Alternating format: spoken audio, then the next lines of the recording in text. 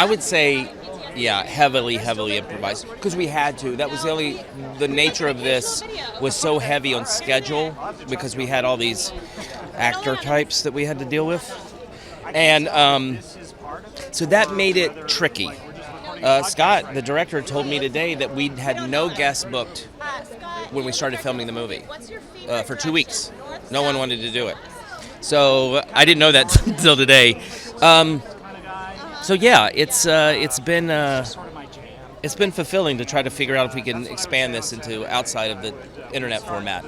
I mean, to interview Matthew McConaughey is a really tonally is good for Between Two Ferns because he's a pretty serious dude.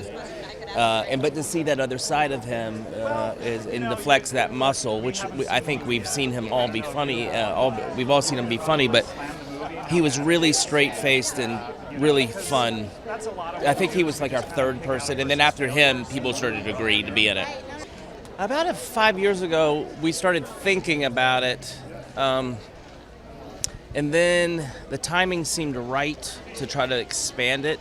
We always kind of wondered if we could take it outside of the studio more, because it's a very limited thing to try to do this with no props and just a black backdrop.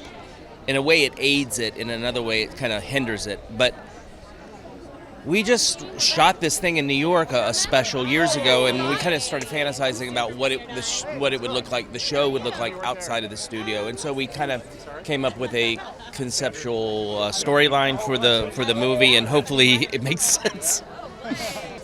It's not a prank show. My intention is not to hurt people or to catch them off guard. I always say to them, like, if there's anything I say that you don't want in this, let me know. I'll ignore it,